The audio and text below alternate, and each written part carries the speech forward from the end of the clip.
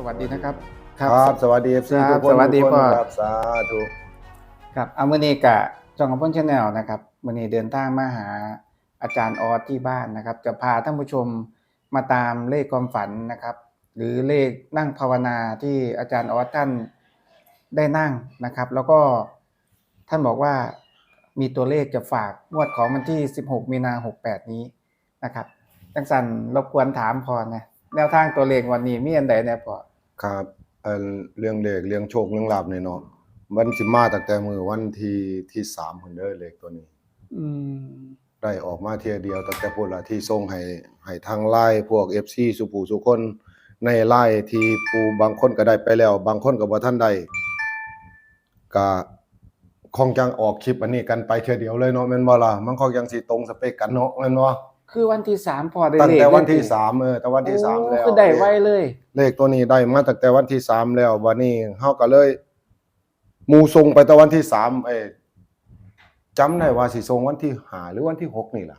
ส่งไปทาง LINE ให้พวก FC เขานะเพราะว่า ครับ ช่องอำพลบ่ได้มาตามโค้งสุดท้ายเพราะออดเราส่งเลขให้ผมแม่ครับ ส่งเลขให้ 994มีในโทรศัพท์เลยเด้อ ส่งไปทาง LINE นี่แหละครับ โอ้ งวดนี้ก็ส่งไปทาง LINE ตั้งแต่วันที่น่าจะเป็นวันที่5ครับหรือวันที่6นี่แหละครับ เลขนี่ออกมาจังเสียตั้งแต่วันที่3ตั้งแต่พูดแล้วนี่เลข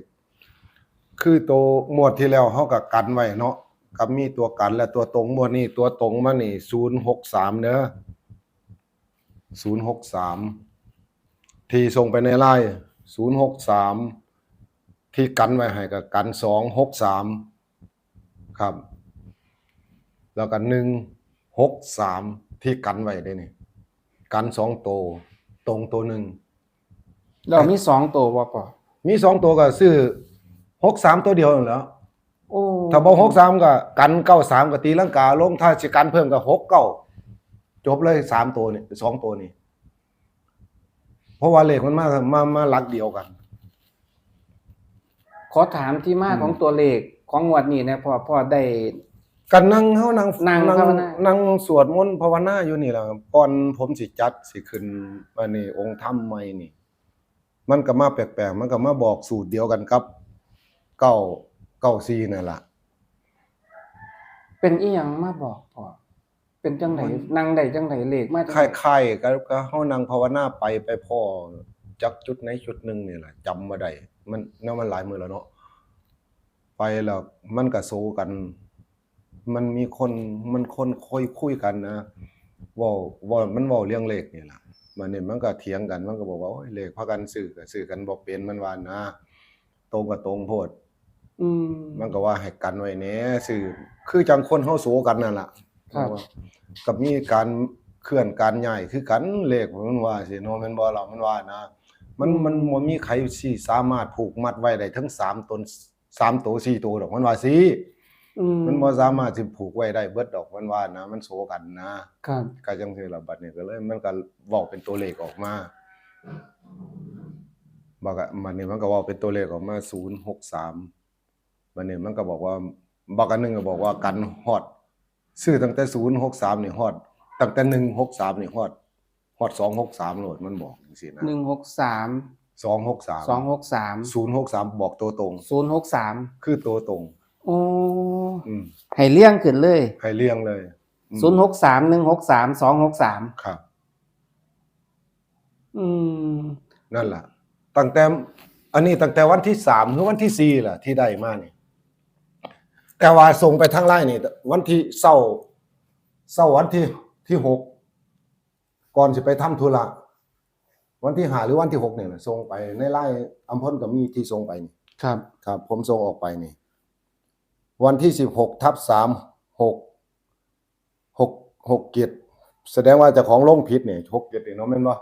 ลงใน LINE ผิดมันเป็นปี68แต่ว่าลง LINE 68 บ่เป็นหยังครับพ่อ เนี่ยคือว่าส่งให้เขาไปผิดแต่วันที่เดือนนี่ที่ส่งออกไปนี่ตอนนี้ก็ได้หลายคนแล้วที่ส่งออกไปจุดนี้มา อืม ก็ถือว่าบ่ได้กันมากมายถ้ากันคือกัน3ตัวถ้า2ตัวก็ซื้อ63กับ63เนี่ยกับ3993เพราะว่าขาดมันตีลังกาถ้ามันไปกว่านั้นก็6กับ9 มาบวกกันเป็นอันนี้2ตัวข้างล่างจบไปเลยแม่นบ่ล่ะบนล่างไปเลย6393ครับคืออาจารย์ออสกำลังจะบอกว่าถ้า2ตัวเม็ดเดียวนะครับให้ลงล่าง6393 6393ถ้าเป็นบนนะครับ อืม อาจารย์ออสบอกว่าเป็น06063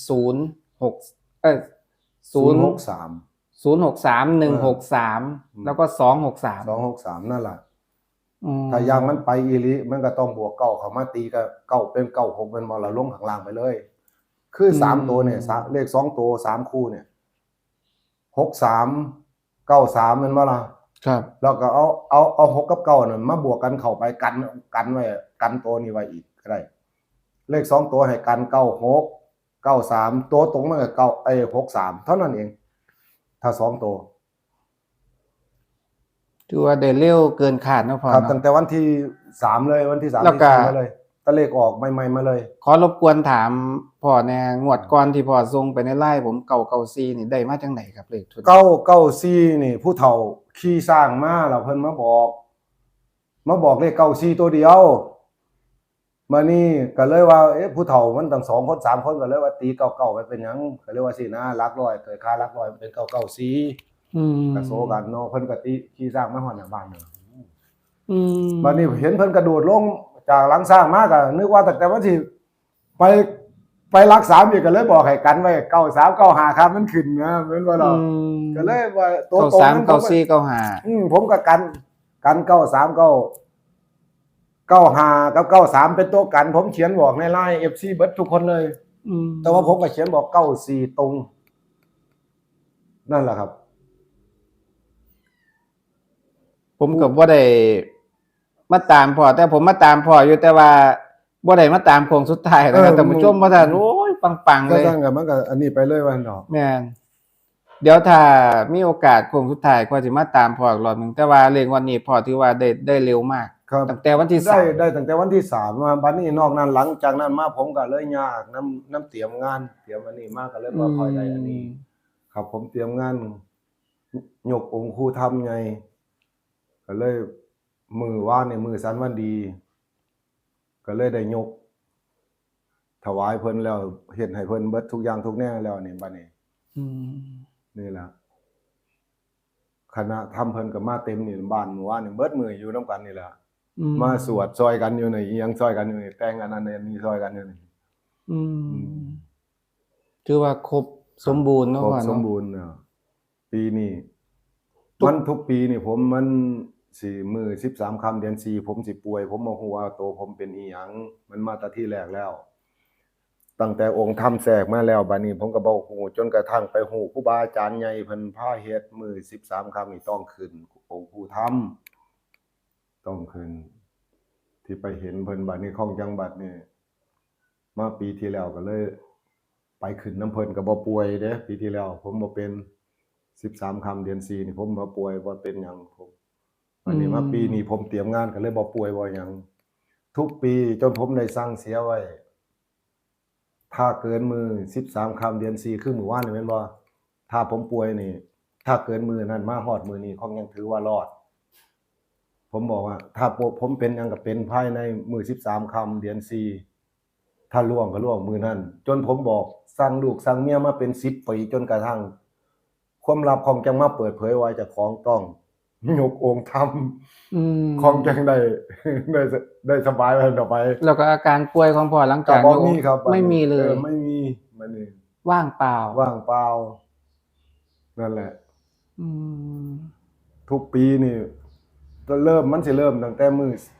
10ค่ำเป็นต้นมาเลย หลังวันพระมันว่าเราขึ้น10ค่ำ11 12นี่มาแล้ว13นี่หนักแล้วถ้าฮอด14นี่ถือว่ารอด14ก็หายก็เป็นปกติจังซี่แต่ว่าปีนี้บ่เป็นหยังกับปีที่แล้วไปขึ้นอยู่หนองบัวลำพูน้ำองค์ทำใหญ่เพิ่นอยู่พุ่นครูบาอาจารย์ใหญ่อยู่พุ่น การที่จะเป็นอาจารย์ได้ต้องมีครูบาอาจารย์แม่นบ่ ใช่ครับถูกต้องแม่นเฮาสิเก่งปานใดเฮาก็ต้อง มีครูบาอา ครู จารย์ บาอาจารย์ถ้าบ่มีครูบาอาจารย์คนๆนั้นก็สมุดขีดดินไป พอดีแล้วพ่อได้เรียนถามพ่อแน่สมมุติว่าเฮามีครูบาอาจารย์แล้วเฮาบ่เคารพเพิ่นเลยอีหยังสิเกิดขึ้นกับคนที่ ก็ เป็น เขาเอิ้นว่าศิษย์ร่างครูครับ เอิ้นว่าศิษย์ล้างคู่แม่นเจ้าสิเก่งปานใดเจ้าก็ไปบ่รอดคือจบเลยในชีวิตนั่นในช่วงนั้นเจ้าอาจจะรุ่งเจ้าอาจจะดังขึ้นมามันลืมโตได้แม่นบ่ล่ะ ครับ ลืมครูบาอาจารย์ได้พอลืมครูบาอาจารย์ปุ๊บบัดนี้ ผมบ่ได้ว่าผู้ไหนดอกครับ ผมทายเลยแม่นเจ้ามีล้านก็เบิดล้านมีแสนก็เบิดแสนมีชีวิตก็เบิดชีวิต คือคนลบหลู่ครูบาอาจารย์ อืม ครับมีตั้งแต่สิ เพราะว่าในอนาคตสิเก่งสิร่ำรวยอันใด ครับ ครูบาอาจารย์ก็ต้องกราบเล่าคือเก่า ใช่ถูกต้อง ต้องนับถือโดยใจ การเป็นครูบาอาจารย์คนนี้แม่นเขาอายุ10 ปีก็ตามเฮาอายุมา50 ปีก็ตาม ถ้าเขาไปเรียนของนํเขา เขาก็ต้องเคารพเพิ่น เคารพเขาคือเฮาบ่ได้ไหว้โตคนเฮาไหว้ครูบาอาจารย์ ถือว่าโตเพิ่นน่ะเป็นครูบาอาจารย์เฮาไหว้โตเพิ่นแม่นบ่ล่ะไหว้ครูบาอาจารย์อยู่ในร่างเพิ่น อืม จังซั่นน่ะ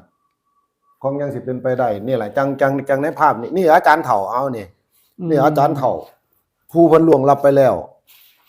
บัดนี้เพิ่นก็ประสิทธิ์ประสาทให้องค์นี้เป็นรองเพิ่นขึ้นมาบัดนี้เพิ่นก็มาเป็นองค์ใหญ่ของเฮาเขตอีสานใต้เฮาเนี่ย อืม นะเจ้าเห็นบ่องค์สมเด็จรุ่นยืนค่อมหัวเพิ่นอยู่นั่นเห็นบ่ อืม นั่นน่ะเพิ่นออกจากเพิ่นนี่ก็ขึ้นไปเพิ่นนั่นเห็นบ่บ่แม่นว่าบ่ปาฏิหาริย์นะครับปาฏิหาริย์องค์สมเด็จรุ่นนั้นน่ะยืนค่อมอยู่ในภาพนั่นน่ะเห็นบ่จังสังเกตบางครั้งก็ได้ครับนั่นแหละ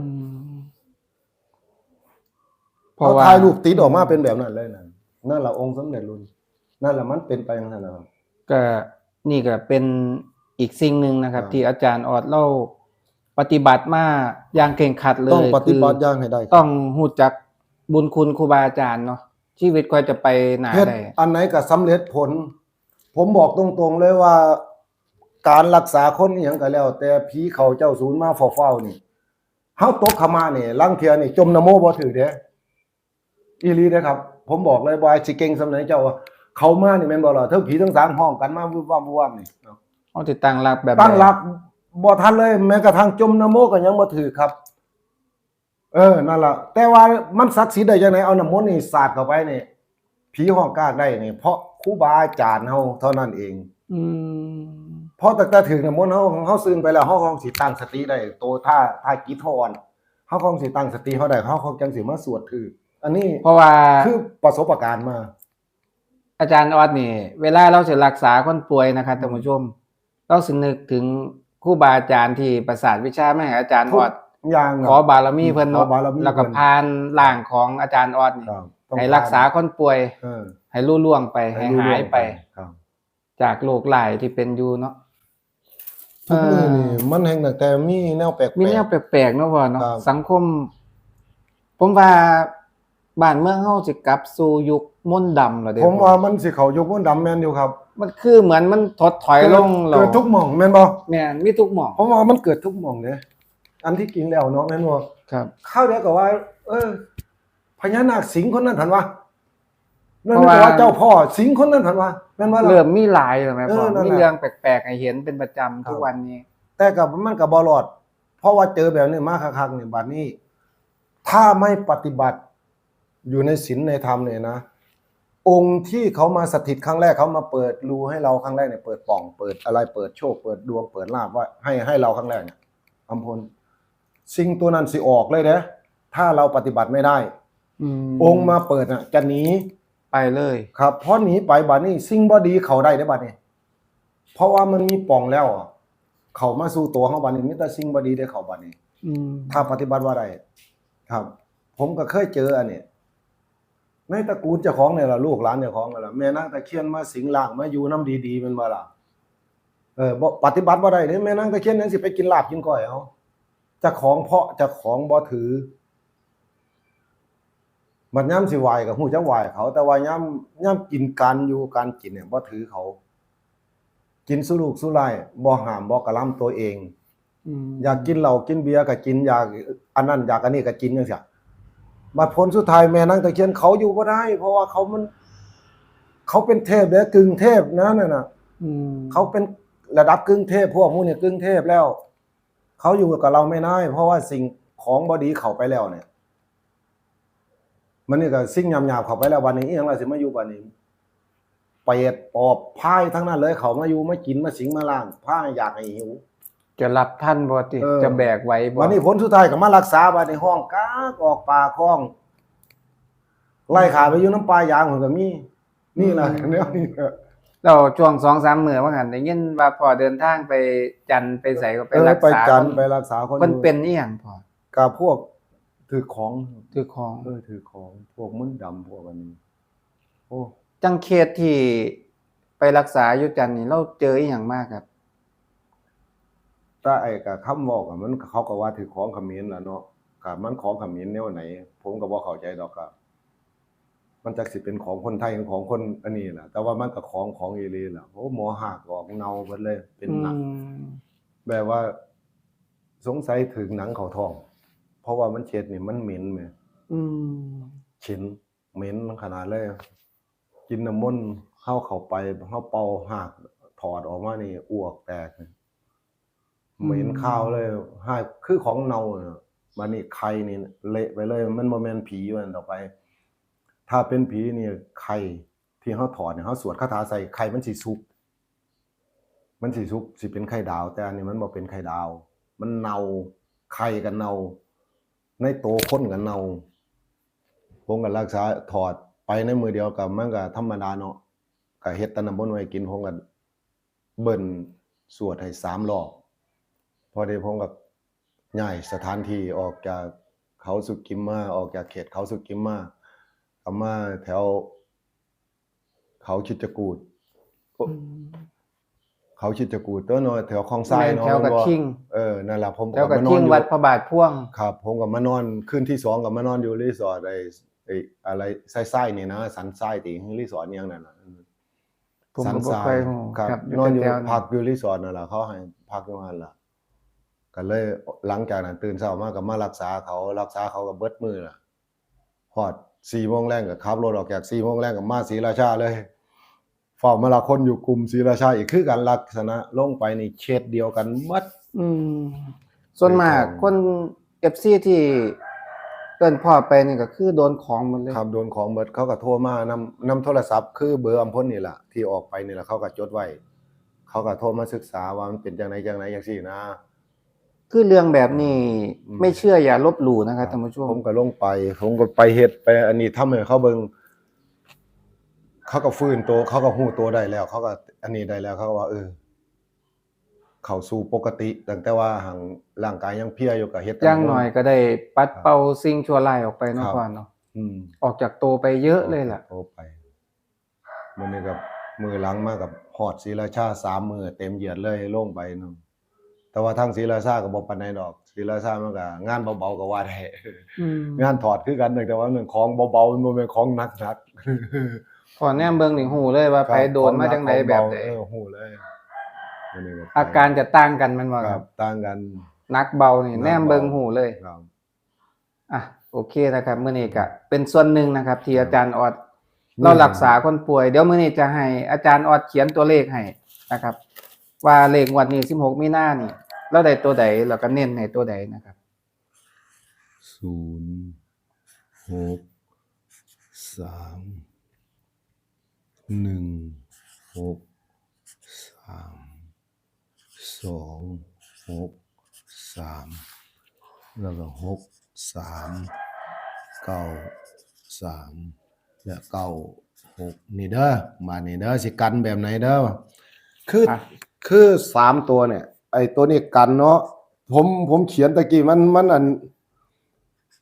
FC ก็ท่วงผมอยู่ดอกบัดกันมันไปกันบนกันจังซั่นพะนะคือบ่เฮ็ดจังซี่นี่นะนี่ตัวตรงมันเนี่ย3ตัวตรงนี่สิเป็นแบบนี้เนี่ยครับไอ้นี่ก็ธรรมดาเลข2ตัวนี่ก็เบิ่งเอาเบิ่งตัวไหนมักตัวไหนชอบ นี่ไอ้2ตัวนี่ตัวไหนมักตัวไหนชอบก็ซื้อเอา ครับอัน เนี่ นี้ ยครับ ได้ครับ เนี่ยแต่เลข3ตัวนี่ผมมั่นใจคือคู่นี่ เอาพออธิบายไปทั้งหมด เนี่ยผมมั่นใจในคู่เนี่ยนะเนี่ย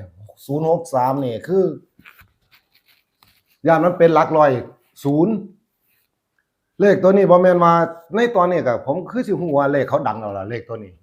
กลัวพ้นสิมาสรุปนี่แต่ว่าเลขตัวนี้ได้ก่อนหมู่ตั้งแต่วันที่ ตั้งแต่คืนวันที่3บัดนี้ในโทรศัพท์นี่ผมส่งออกไปเขานี่ประมาณคืนวันที่4หรือที่5ส่งให้ FC ที่อันนี้เนี่ย อืม ครับ เลขนี่ส่งออกไปตั้งแต่ก่อนหมู่เลยตั้งแต่เขาบ่ทันเกิดเลยเดี๋ยวนี้บัดนี้เลขเขาเกิดมานี่เบิ่งแล้วฟังแล้วเลข63นะนี่ล่ะ มั่นใจว่าจะมากขึ้นเก่าบ่พ่อ คิดว่าผมว่ามั่นใจเลย เพราะว่าผมเป็นหยังค่อยถามอาจารย์ออดว่ามั่นใจว่าจะมากขึ้นเก่าบ่เราส่งไล่ไปให้ผมพวงสุดท้าย994นะครับท่านผู้ชมแต่ว่าผมบ่ได้ลงคลิป เสียดายมากเดี๋ยวบ่แน่วันนี้อาจจะได้มาตามพวงสุดท้ายแล้วต้องค่อยเบิ่งก่อนแต่ว่าสำหรับเลขชุดนี้ที่พ่อให้นี่ว่ามั่นใจคักแล้ว มั่นใจผมก็มาผมมั่นใจ บ่มี มัน บ่มีเลขเพิ่มเติมหรอก บ่ อ๋อ ตั้งแต่พุ่นมานี่ผมยังบ่ได้เลขตัวอื่นออกมาอีกเดียวเลยนี่ อืม แม่นนั่งจังไหนก็บ่พอบ่เกี่ยวบ่ของไปทางอื่นบ่วกแวกออกไปทางอื่นแล้วก็ถ้าสินั่งเห็นก็นั่งเห็นอย่างอื่นไปจังซี่บ่เป็นเกี่ยวกับเลข อืม ตั้งแต่ขึ้นแรกขึ้น1ขึ้นที่2ขึ้นที่3มานี่หลังจากเลขออกมานี่ผมนี่สิสวดมนต์นี่สิภาวนาออกมานี่สิเป็นตะเลขฟันกันอยู่ฮอด2คืน3คืนผมคงจังมั่นใจผมคงจังส่งไปในโทรศัพท์ให้เขาก่อนเลย ว่าบ่มีเลขตัวอื่น บ่ อย่าง มี แน่ เลข นอ ตัวน อื่นมามั่นใจมากคือเลขนิ่งแม่นบ่พ่อ ครับ มันนิ่งนะ คือนิ่งเลย คือนิ่งเลยเลขตัว6336นี่ถ้าสิอันนี้เลขคนนี้ บ่บอกแวกเลย บ่บอกแวกเลย แต่แม่นว่าเลขมันจะมีการเปลี่ยนแปลงพอต้องฝันไปเห็นเลขตัวนั้นตัวนี้อีก ใช่ แม่นบ่ ครับ แต่ว่าเลขหลังจากที่อาจารย์ออดได้เลขชุดนี้มานี่คือทุกอย่างเงียบสงบ เงียบ เราก็เลยเกิดความมั่นใจว่า ก็เลยใช่ครับผม น่าจะมาเนาะพ่อ มันอาจจะมาคือเก่า อืม แล้วบ่เคยฝันเกี่ยวเรื่องเลขจักอย่างเลยบัดนี้ในขณะนี้บ่เคยฝันเกี่ยวเลขจักเที่ยเลย อืม นี่แหละเท่าพวกมือนี่ จนมาฮอดตอนนี้ ครับ จนกระทั่งมาเฮาเฮ็ดงานจัดหยังขึ้นก็บ่เคยเกี่ยวเรื่องเลขเลย อืมพ่อก็เลยมั่นใจ ก็เลยมั่นใจ ว่า อืม เลขชุดนี้ยังไงก็จะต้องมาอีกแน่นอน ต้องมาอีกครับ อืมเป็นเลขภาวนานะครับ เพราะว่า เป็นเลขภาวนา พ่อเราตั้งใจจะไหว้ครู่นำแล้วก็ อืม แต่ว่าเราได้ก่อน ได้ก่อน ตั้งแต่วันที่3เนาะ ตะวันที่3ครับ จนมาถึงวันนี้เนาะ ครับ เราก็จากวันนั้นถึงวันนี้ ก็เป็น พ่อเบิ่ง 10 แล้วว่า ตัวเลขบ่มีการเปลี่ยนแปลง บ่มี เลย การ เพราะว่า เปลี่ บ่ ยนแปลง ได้ฝันว่าลอกแลกไปบางนั้น บ่ บางนี้ว่าตัวเลขจะมาแบบ คือไม่มีเลย มันบอกคือครูเทียวฝันได้แล้วไปทั่วที่ทั่วแดนฝันได้อย่างอื่นอีก อ๋ออั อันต้นนั้นมาหลอกนะต้นนี้มาหลอนเนี่ยนะอันนี้บ่เกี่ยวกับเรื่องเลขเลยตั้งแต่พุ่นมาเท่าฝันนี่บ่ฝันบ่เกี่ยวกับฝันเรื่องเลขเลย ขึ้นนิ่งเลยเลข นิ่ ชุ ง ด ไปเลยหายไปเลย ผมก็ตอบว่ามันอยู่แล้ว อ๋ออยู่ชั่วเลย อยู่ชัวร์เลย ถ้าบ่เข้า3ตัวก็เข้า2ตัวหรอคือเก่าจังวางหันล่ะเนาะแม่นบ่ล่ะ แม่น ย่านตาเขาตีถ้าหลักร้อยตีถึงเนี่ย จบเลยงานนี่ รู้สึกว่าพ่อมั่นใจก็เก่านะท่านผู้ชม ที่ผมส่งออกไปปุ๊บผมฝันเห็นผู้เฒ่ามาฟ้อนรำนะ อืม มาฟ้อนรำออกผมอยู่เท่านั้นล่ะ หายจับไปเลย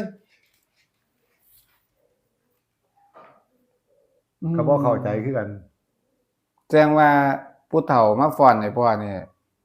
ว่าจังไดก็ออกแล้วดีใจ อาจจะเพิ่นดีใจอยู่แล้วล่ะ แต่ว่า ดี เพิ่นดีใจย้อนอีหยังผมก็ยังบ่เข้าใจว่าดีใจย้อนเลข หรือสิดีใจย้อนว่าผมขึ้นครูทำให้เพิ่น อ๋อ การนี่แหละมันมีอยู่เกี่ยวทำนี่แหละไอ้ตัวนี้นอกจากนั้นจากได้เลขมาแล้วนะ หลังจากฝันจากนั่งได้เลขเพราะว่านั่งได้เลขส่งออกไปให้เขาแล้วเนี่ยก็เห็นผู้เฒ่าว่าฟ้อนมาล้ำให้เบิ่งนะคือจังคนจัดงานนี่ล่ะก็จังเฮาจัดงานจังซี่ล่ะเขามาฟ้อนมาล้ำเต็มนะ ผู้เฒ่าบ่เคยเห็นหน้าเห็นตาก็มาฟ้อนมาล้ำอ้อมเฮาอยู่ ก็ซ้ำนั่นล่ะก็ดีก็คิดว่าถ้าบ่เลี้ยงเลขก็เพิ่นมาดีใจนํว่าเฮายกอันนี้ให้เพิ่น โอ้ ใช่ มันเพิ่นมาร่วมยิน เห ดี มือนกับ พ่อ เพิ่นมาร่วมยินดี องค์บุญองค์ทานนำเฮานะ อันนี้เฮาก็บ่ได้กล้าตีไปใส่เลขไปใส่หยังเนาะแม่นบ่ล่ะก็ถือว่าเลขเฮานี่สินิ่งตั้งแต่พูดแล้ว นี่แหละมันบ่มีสิ่งที่มาวอกแวกว่า ต้องมีมากวนว่าเลขตัวนั้นต้องเป็นตัวนี้นะ ผมก็เลยว่าเลขมัน ก็เลยรู้สึกว่างวดนี้ ว่ามันนิ่งไปแล้ว เหมือนมันอยู่เลยอะเนาะ มัน พ่อ มันอยู่ เนาะ มันเลยแม่ผมว่ามันอยู่แล้วเด้ว่า คือสบายใจไป คือ เล ส ย บายใจ เนาะ แต่ที่แรกแล้วว่าดอก อืม ว่าเลขวันนี้ เพราะว่าจากมือที่พ่อปล่อยเลขวันที่3มาฮอดมื้อนี้ก็เริ่มมั่นใจแล้วว่า มันบ่มีการเปลี่ยนแน่นอน เพราะว่าพ่อบ่ได้ไปได้เลขตัวอื่นอีหยังมาบ่ได้วอกแวกเลย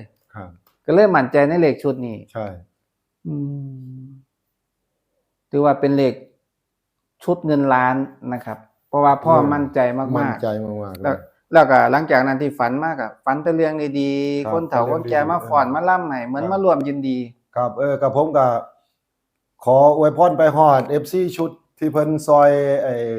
เรื่องอันนี้นำเนี่ยเด้อนี่ที่ผู้เพิ่นมีปัจจัยเพิ่นส่งมาซอยนี่ เป็นบุญเนาะพ่อ เป็น เนาะ บุญ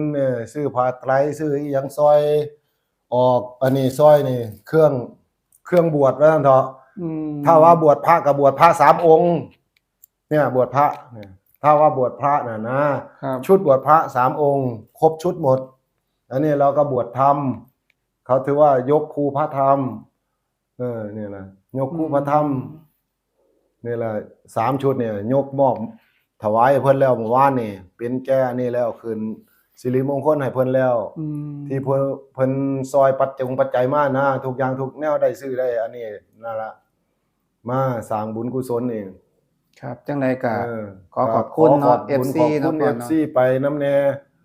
ถึงว่าเพิ่นสิได้โชคนำเพิ่นบ่ได้โชคนำเพิ่นก็ส่งมาซอยนะก็ขอบคุณหลายๆนะ ก็ได้บุญได้กุศล ครับ นำ ได้ กัน บุญได้กุศลนํกัน ทุกคนที่เพิ่นส่งมาก็มีรายชื่ออยู่ในบาทนี่เบิดนี่สวดให้เพิ่นเด้เนี่ยมีชื่อนามสกุลไว้ในนี่ล่ะ ผู้ใดมีทุกข์มี ครั เคอบ มีโศกก็สิได้หมดได้จางหายไปเนาะพ่อเนาะ ผมก็เอาไว้ในบรรจุไว้ในนี่บัดนี้ผมก็สวดองค์ธรรมให้เพิ่นอยู่นี่ล่ะ ก็ขอบบุญขอบคุณเขาหลายๆได้เปิดโชคเปิดลาภให้เขาอยู่นี่ล่ะก็คอยภาวนาเอาจังมื้อคืนก็บอกให้เขาสาธุเอาเพราะว่าเฮาสวดขึ้นแล้วแม่นบ่ล่ะที่ผมบอกว่าให้สาธุรับเด้อผมก็บอกจังซี่นะทุกคนเนาะแม่นบ่เขาเพราะเขาอยู่ทางไกลบ่แม่นอยู่นี่ถ้าเขาอยู่นี่ก็เขาก็ได้ร่วมสาธุ เขาอยู่ทางไกลก็ให้เขาสาธุอนุโมทนาเอาปรารถนาเอาอยากได้สิ่งไหนคุณพระธรรมเพิ่นก็สิลงไปแทรกไปบอกไปกล่าว ครับ เพิ่นก็สิได้ให้วันนี้ว่าจังได๋วันนี้ ครับก็ มื้อนี้ก็ได้มาตามตัวเลขนะครับของอาจารย์ออสงวด16มีนา68นะครับซึ่งวันนี้อาจารย์ออสมั่นใจเพราะว่าได้เลขมาตั้งแต่วันที่3มีนาคม68คือตัวเลขไม่ว่าจะเป็นความฝันหรืออะไรก็ช่างนะครับ ครับ คือเหมือนกับว่าอาจารย์ออสท่านบอกว่าเลขนี้อยู่แน่นอนนะครับ เพราะว่าบ่เห็นมีเปลี่ยนแปลงเนาะ ครับก็ท้ายสุดนี่ก็ให้พ่อ สาธุเด้อบัดนี้ อวยพร ขอสุดท้ายนี่อวยพรให้ FC สุขุทุกคนทำมาหากินเจริญรุ่งเรืองปรารถนาสิ่งใดขอให้สมความมุ่งมั่นปรารถนาสา สา ธุ ธุ